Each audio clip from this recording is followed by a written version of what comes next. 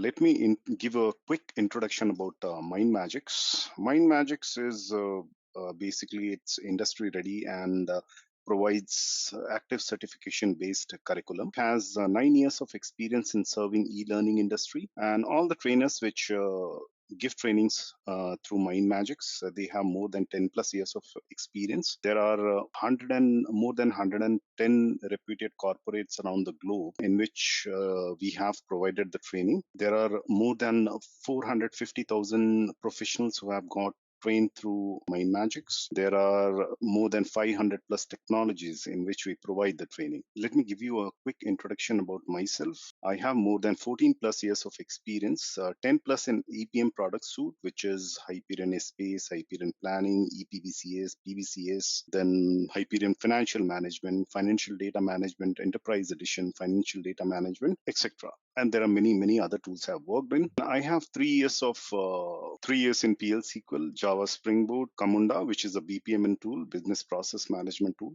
I have done a lot of shell scripting, DOS scripting, VB scripting, etc. as well throughout my career. Currently, I work for a French retail banking company since past 4+ years as a project manager, as an architect. And I have worked in more than 15 implementation projects as a developer, lead, and architect. Previous companies, I started my career with IBM, then moved on to TCS and then CTS. And I have done a couple of implementation projects as freelancer as well. There has been more than 25 teams across organizations and privately as well, whom I have trained. Today's agenda is talking about multidimensional data warehousing system. The thing is, what do you understand by multidimensional data warehousing system? Now, when we talk about multidimensionals, definitely there are going to be multiple dimensions, and there is going to be a fact table.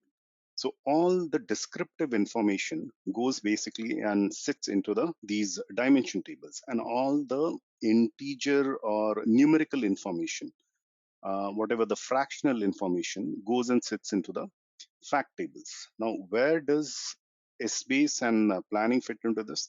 Now, coming back to multidimensional data warehousing system, basically all the data, whenever we do any sort of data loading or load the data into planning, basically the backend database is SBase. The data goes and sits into SBase, and planning sits on top of SBase. So there are certain features, there are certain approaches within planning which basically makes our life easier, or makes any organization's life easier when it comes to workforce planning, when it comes to capex planning, when it comes to operational planning or opex planning, or if it is profit and loss application which you are willing to create for. So when we talk about multidimensional, basically, as I told, it is dimension tables and fact tables. Now, if you have a background of SBase, you should be able to understand what a dimension is. For example, accounts is a dimension. It is of accounts type dimension. Then we have period. For all the months, we have to, whenever we do any sort of business, whenever we are selling any product in the market, we have to record that transaction in transactional database. Now, from the transactional database, we pull the data into SBase and then store all that information in forms of dimension. Now, in the background, there is something called as fact table, where all the numerical data goes in sets. If we take accounts dimension, if we take period dimension, if we take entity dimensions are those dimensions where these are all the geographical areas where you're actually doing the business. So say, for example, you're doing the business only in India, Karnataka can be one of the entity, Tamil Nadu can be one of the entity, Telangana can be one of the entity, Andhra Pradesh can be one of, so all these are entities. Now we have year dimension. So year dimension is basically it's the time since you started the business till the current year, and you have certain additional years for the future as well, which you basically use for forecasting purpose. All the previous year's data can be called as historical data. Whatever the current month data is, which is in the period dimension, and for the current year, we can call it actual data, and whatever forecasting, looking at the actual data, whatever predictions you want to do for your business. I'll just give an example. Say there are two products you are selling in the market, product A and product B. Product A is doing quite well in the market, but product B isn't doing that good. By looking at the actual data, you should be able to understand, okay, product A is doing well and product B isn't doing well. So you will reduce the manufacturing of product B and you'll focus on product A. Parallelly, you look at product B and you will try to enhance so that it equally goes well in the market. Otherwise, you never do the business to incur losses. Always the business is the whole purpose of the business is to make profit. Any of your product isn't doing so good in the market, you will focus on it. You'll try to improve that product, and ultimately you'll relaunch the product in the market so that it does well and you can make more profit out of it. Product, as I told, they can be our customer dimensions. So you can have several products manufacturing, or you'll be manufacturing in the market, in fact, so on. And so looking at these products and looking at these actual data, you do certain forecasting. Can be either on the monthly basis, it can be either on the quarterly basis or half yearly basis. Towards the end of the year, the main thing, the budget. Let's take a very simple example of budget. Whenever you say you are taking a trip to a vacation, you're going to a certain place, so you have a budget. Whenever you plan a trip. Now there are you can actually separate all the areas where you are going to spend certain amounts. So your commutation, how you're going to travel, either you're going to travel by flight, you can travel by bus, you can travel by train, you can travel by your own vehicle. So all you'll have a budget for that. Now accommodation is another budget. How much you're willing to spend on the accommodation, whether it is going to be a very normal room where you're going to stay, or it can be AC room, or it can be dual occupancy, etc., etc. So you'll have a certain budget for that. And then sightseeing, etc., how much you are going to spend on sightseeing, how much you are going to spend on food, how much you are going to spend on purchasing certain items which are popular in that part of the world. So all this is going to be budget. Now it is not very necessary that whatever amount you have decided for the budget should be spent. And also, it is not necessary that whatever amount you have decided for the budget, you should be always limited to that. You may exceed that as well. So that's the whole purpose of budget. Even in India, in the month towards the end of March, we receive our country's budget. There are several sections. All those sections we can call it as states. So for every state or for every commodity, the budget is being provided by the finance minister. So it is very similar to that when it comes to planning. So the whole purpose is looking at your previous data, how you are going to improve your business, and how you're going to make more profit. That's basically called planning for the future. Now I'll take another very simple example. Now say if you're purchasing a flat, if you're willing to purchase a flat, what you'll do is, okay, by end of 2025, I should purchase a very nice flat or house, whatever it might be. So you'll start saving certain amount of your salary until 2025. So say for example you're saving almost 2 lakhs every year. So by end of 2025 you'll be having 8 lakhs in your hand. Now when you are going to purchase that flat, you have already done some planning, you have already created your budget. Okay, I want to purchase a flat worth 1 crore. Now whenever you approach a bank for the loan, what you do is they ask you whether you have the amount for down payment or not. So the down payment has to be given by the buyer. Now since you had planned, you have 8 lakh rupee in hand, so that you are going to provide as down payment, and remaining will be funded by the bank.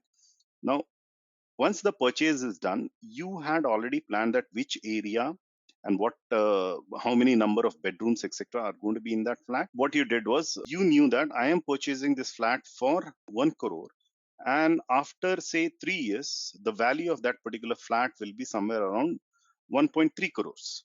What you have done is you have invested 8 lakhs initially as the down payment. You have taken remaining amount 92 lakhs from the bank, and by the end of 2028 the value of the flat is 1.3 crores.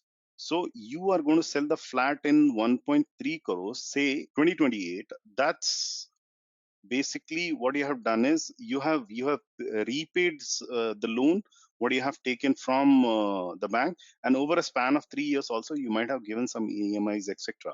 So that also will be covered, and ultimately you will be left with somewhere around 35 to 40 lakhs in your hand after selling that flat.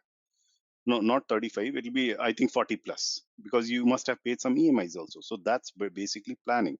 So in a span of say 2021 till 2028, 40 lakhs plus is the amount which will be left with you, which is basically your neat profit. So that's how you plan things. So that's what we do it in Hyperion planning as well. We plan for the future. Now, moving on to the next slide. This is the course curriculum. These are the topics which we are going to cover, where we are going to talk about introduction to planning, how we are going to navigate into workspace, introduction to applications and dimensions, creating classic and EPM application, managing dimensions, entities overview, accounts overview, setting up the scenario and version dimension, creating forms, entering data in planning, setting up exchange rates, creating smart list, application setting, manage properties, reporting, alias tables, setting up entity and account dimension, which is basically a repeated topic again, setting up planning, security, annotation, and analyzing data, setting up, managing approval process, managing business rules and user variables, creating task list and menus. Practice test and interview questions will be provided once the training is over. Now, let me take you through workspace once. So this basically is the workspace. This is the link to it. So this is, if you click here, Hyperion Workspace, and then you click on Launch Workspace, and then the admin ID and the password. So what you see here is the workspace, and this is navigate is going to be most of the times you'll be using this navigate button. Here you can see there are two types of application. One is consolidation, another one is planning. You will be working mainly on the planning application. There are two types of applications basically when it comes to planning. One is classic planning application, and one is EPM planning application. Now the main difference between classic planning application and the EPM application is that EPM application has its own dimension library, but classic planning application do not have its own application library. All the dimensions within a classic planning application stays within that application, and it is unaccessible to any other application.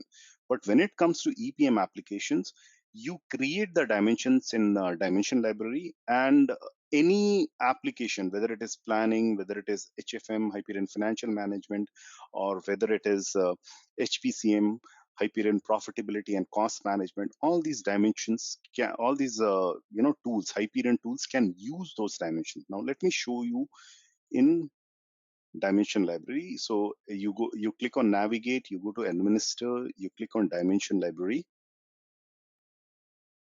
So all this which you see on the left hand side pane, so these are all the dimensions which have been created by the users.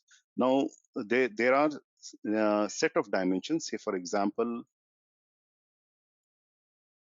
accounts, period, entity, currency, scenario, alliance, UDA, product, supplier, version, year, color, etc. So there are many dimensions. So all these dimensions are not only limited to Hyperion planning, but they can be used by Hyperion financial management, as I told earlier, and HPCM as well. But when it comes to classic, so I'll just give you an example of classic. So planning administration, it might take some time.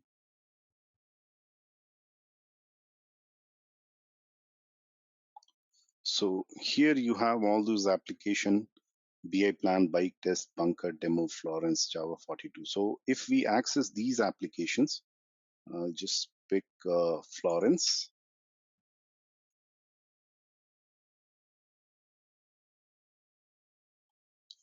So all these if you see the dimensions over here, So there is accounts, currency, customer, entity, periods, product. All these dimensions are limited only to this Florence application. None of the application apart from this application, which is Florence. And now when it comes to HFM, they cannot use these dimensions. When it comes to HPCM, they also cannot use this dimension. That's the very basic difference between a classic and a EPM application. So this was the overview of Hyperion Workspace. The duration for this course will be 20 hours. If you have any time constraints, you can contact MindMajix directly. If you have any queries regarding fees, etc., you can contact MindMajix HR. This course will basically include end-to-end training in Hyperion Planning with live demo. I'll be taking profit and loss application, and I'll be creating all the dimensions in the dimension library for you. We will not only create a classic, but we'll create both. It will be classic as well as EPM application what we'll be creating. The course completion certificate will be given from MindMajix. 1 month EPM server with admin access will be given to you from my side. Interview preparation, we will do interview preparation starting from the second session itself. So whatever I have covered in the first session, I will be asking questions pertaining to that starting from the second session. Now, if you are willing to do any sort of POC post this training, I will be providing complete assistance while you're working on the proof of concept. If we talk about Hyperion Planning Training in the market, basically our course is designed to provide, all sorts of required knowledge and expertise to implement the planning, budgeting, and reporting system using the Oracle's flagship product called Hyperion Planning. Now, this course covers in detail implementation lifecycle of planning and budgeting project using Hyperion Planning, Hyperion Calculation Manager, Hyperion Shared Services, Hyperion Financial Reporting, and SmartView. Now, I would provide required functional knowledge pertaining to Hyperion Planning along with all the technical aspects of planning project implementation. Now, coming to Hyperion Planning Training certification. Now, Oracle, if you want to do this certification, you'll have to contact Oracle University. Now, this certification is called as Oracle Hyperion Planning 11 Essentials. The exam number is 10-533. Now, the format is multiple choice. It's not descriptive. You don't have to write anything. It's completely multiple choice. And the duration for the test is 120 minutes. That is 2 hours.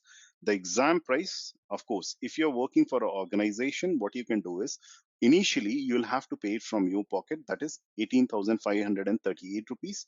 And once you have cleared the exam, you can basically show the certificate to your manager, whoever it is, and you can reimburse this amount. This is completely reimbursable.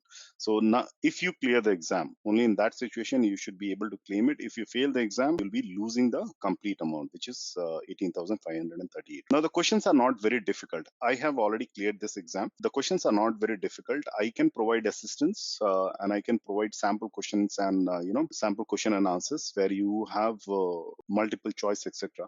So I can give you all those. I have it in PDF format. I can provide you that, and there'll be 70 number of questions. And if you clear just if you answer 66% of it correct, then you'll be clearing the exam. Now, from MindMajix, you'll be receiving a certificate of achievement where it will be basically the course completion certification, and your name and the course name will be mentioned on the certificate. Now, when it comes to Hyperion Planning technical training, the most painful area I have seen until date, it is the calculation script and the business rule. In yesteryears, there were many things which were very different in calculation and in business rule. You did not have runtime prompts in calculation, but you had runtime prompts, etc., in business rules.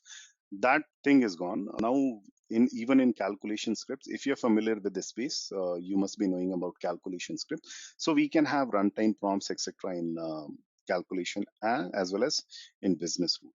But initially, my suggestion, when any developer is working on calculation script or business rule, say for example you're working on a business rule, don't get into writing the business rules directly. Rather, you should open your ES console, you should write the calculation script over there, and then copy. Once your calculation is working fine, Then you can copy that and paste it into calculation manager. Whatever minor changes, say if you have to create a runtime prompt, or if you have to drill down into the dimensions based on descendants or ancestors, etc. So all those changes you can make over there. So this is one of the painful area, and I assure you that I'll be taking very good care of both, calculation script and business. Now, process management. What is process management? Process management is something very similar to your appraisal process. So say, or say you in the previous slide we spoke about that 18,000 rupees what you're going to spend on your certification from Oracle. So if you have cleared, now there is a process to get that amount reimbursed. Now you must be having a tool where you'll go and you will raise the request for the reimbursement. So once you raise the request, it'll go to your immediate manager. Your immediate manager, after verifying all the documents, etc., your certificates, your receipt, your payment receipt, etc. So once he's convinced, he'll approve it, and then it'll go to the finance team. Finance team will again look into it, and if they find everything proper, they will basically, what they'll do is they'll approve it or reject it. So if say you have missed some of the document, say for example the payment receipt was not added to the request, what they'll do is they will send it back to you. You have to revisit that request, and you have to add whatever they have requested. Since you're missing the payment receipt, you'll be attaching the payment receipt and then again sending it to the finance team. Once the finance team finds that all the documents are in place, then they will finally approve, and they will release you. Process management is very similar to that in planning, where we basically work on budget. So if there is a certain budget, now based on entities or cost centers, we can have certain budgets. So say for example you raise a request for 10 lakh rupees for your cost center. Now you will give the pass on the request through task list and web form. The next higher person, say your manager, now manager will look into it and he'll see that okay, everything is right. Then he'll send it to the finance team. Finance team will again look into it, and then they'll send it to the entity head or the cost center head. So finally, when the cost center head finds everything is correct, what he'll do is he will basically approve it, and that budget will be approved. Now based on that budget, you will do the actual planning. Now your actual data will start flowing into the business, etc., and that's how it will happen. Now task list, when it comes to the end users, basically they are they don't have much idea about Hyperion workspace or whatever business rules you have written, etc. So they don't know what exactly they need to do in order to complete the whole planning process. So the after every development, after you have created the application, you have created the dimensions, you have created the applications, you have deployed the applications, you have created the web forms, you have created the currency conversion, everything has been done. All the business rules are there in place, everything is there in place. But how is the user going to use it? That's the whole target, right? The end user should be able to use it. In order to help the end users, basically we create task lists. Now starting from logging into Hyperion workspace until the budget process management is complete, we pass them all the information, how to run a business rule, or how to enter the data into the form, and how to get the approvals, etc., from the higher authorities. So all this is being recorded into task list. As I mentioned earlier, the during our training, I'll be working mostly on a profit and loss application, PLL application for planning. But I will also let you know, I'll also teach you how to seed a workforce application, a CapEx application, and an OpEx application. All this will be done during our training. The prerequisite when you are going to start the training, what you need to do is you need to have the admin access of your laptop in order to install the ES console client. And the minimum system requirement is 4 GB RAM within the laptop and 250 MB hard disk space. 250 is basically too much. You should have somewhere around 100 MB. I think that should be fine. Now if you want to refer any books apart from your training, if you want to refer any books, there is one book by NT Sandeep Reddy, which is called as Getting Started with Oracle Hyperion Planning 11. It was released in September 2011, and I think several editions have come after that. You can go for the latest edition, and the publishers are Pact Publishing, and the price for the book is 3,964 rupees in the current market for the hard copy. And if you want the Kindle version, I think it will be a little cheaper.